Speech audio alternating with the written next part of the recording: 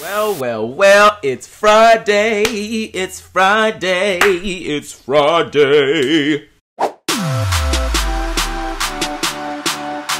How's it going, everybody? It's Friday, and that means it's time for another Fan Fridays. Welcome back. I'm so excited to talk about week 2, or is it week 3, or is it week 4? Because I honestly feel like this is the longest we've been watching for so long, it feels like. Okay, so Jillian walks out that door after getting blindsided, having an awkward-ass interview with Julie, not really answering the questions in the way that you would think that she would.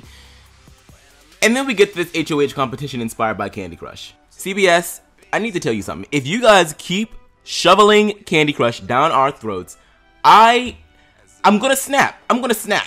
I mean, I love fake-ass Bejeweled just like any other person, but how many times are we gonna get spoon-fed this propaganda? Like, can we just watch some Big Brother, please? That being said, I really did like this HOH competition, even though it really was much ado about nothing, because we've seen the good old roll the ball down the skinny-ass lane and get it into the pocket. We've seen this multiple times, but the colorful spin on it was quite actually appetizing. I wanted one of those lollipops. I mean, so very early on, it's clear who people want to win HOH.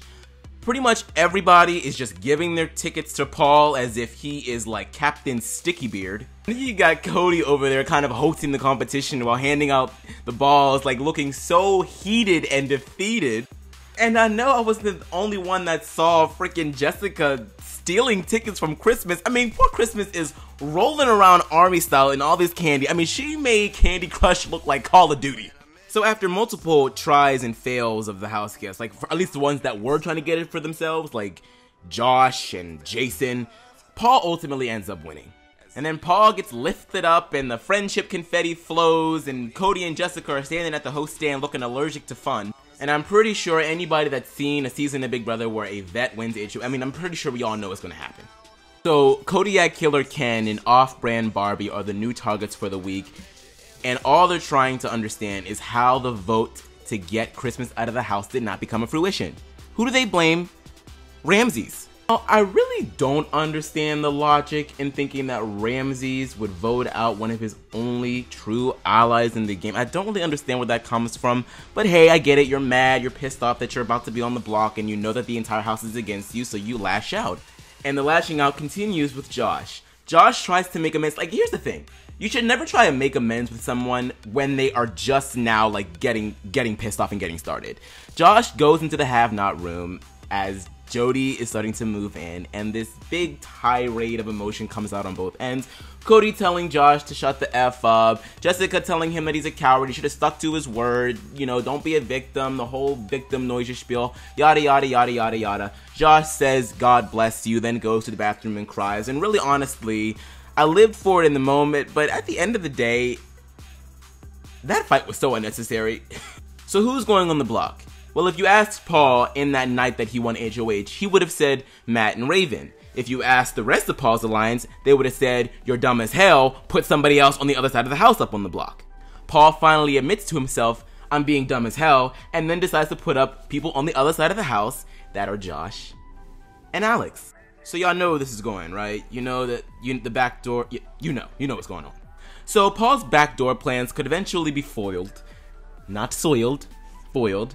Because, oh, you won the temptation last week, so you get to curse somebody, and the person that you ended up cursing actually could F up your entire plan, because now Ramses has to put himself on the block, and he did at the nomination ceremony. So moving on to Wednesday's veto episode, we open up with Paul begging Ramses not to win the veto. Like, you know, the usual speech. You're safe, like, we swear to God, like, you're basically insured jury, like, just go with us, and everything will be fine and dandy. Like, just throw the damn thing, please. Like, to be honest, I really wasn't sure what Ramses was going to do, because he says in the diary room that he could never throw it, but then he tells Paul that he could, and it was just, I mean, the guy is just confused, and he doesn't have any allies, so really, honestly, whatever you want to do, Ramses, that you think is best, just do what you gotta do. I mean, the main attraction for this episode, though, was that veto comp. I mean, come on, that was like one of the best comps that I've seen on Big Brother in a while. It was like this airport themed, like, if you mess up, then you gotta do more and take different routes to get to where you gotta go to get to your destination. It was awesome. We got to see so much comedy, so much. I mean, my favorite part was definitely the part where they had to sit in between the mean lady and the sweaty guy, I mean, that was gold. The whole house wants Ramses to throw it, but lo and behold, he ends up getting second place in that veto comp. Cody and Jessica are given a glimmer of hope, but once Paul's time is revealed, he ends up winning the veto, beating everybody else out in the comp, and thus sealing their fate as the backdoor plan. And of course, we have to get the obligatory scenes where it's like, oh, Paul is pissed off at Ramses, so there's the possibility that he might go after him. Bitch, the back door is open. You're about to push Cody out there. Leave Ramses alone. So at the veto ceremony, Josh decides to take the time to use his plea as a Cody and Jessica dragging. I mean, Joshua dearest, I'm becoming a fan. I will say that unashamedly. But if you gonna drag somebody, learn how to drag. Although it was quite entertaining to have to watch the Princess and the Frog hop away to the next lily pad after Josh calls Cody a meatball like 10,000 times. Which brings us to the eviction episode. So all the Who's in Big Brother Whoville were wondering if Christmas was indeed going to be cancelled because she had still not returned to the eviction episode.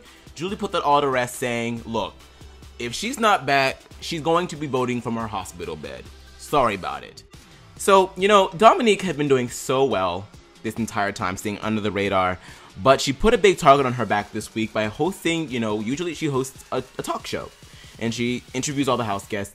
She decided to interview Cody, and then in doing so, ended up exposing a lot of the inner workings of the alliance with Cody in the beginning of the game, which pissed off Paul, which pissed off Mark, which pissed off a lot of people, and ended up putting a big target on Dominique's back. So we could be seeing a lot of danger for her in the coming week. But one person that does remain under the radar, at least as of right now, would be Kevin. At the eviction ceremony, he voted for Ramses. You want to know who else voted for Ramses? Christmas, from her hospital bed, probably under the influence of God knows what. But I think she did it just because she was out of the house and couldn't be properly implicated. Smart move, but if she ends up getting caught, Christmas will be canceled at some point. But even with the unexpected votes towards Ramses, Cody is indeed evicted from the Big Brother house and then has one of the most emotionless and simultaneously entertaining exit interviews that I've seen in a long time. And Julie Chen also notifies him that he might not be done in this game. The battle back is definitely going to be a thing. So of course, at the top of the week, we have all the questions. Who's going to win HOH? How is the whole thing hex going to come into play, if into play at all? Will they actually stop the battle back? Could Cameron actually win? Cameron's not winning that. But as always, I'm excited to see how things pan out. Once again, thank you so much for joining me for another Fan Friday. I will see you guys next week.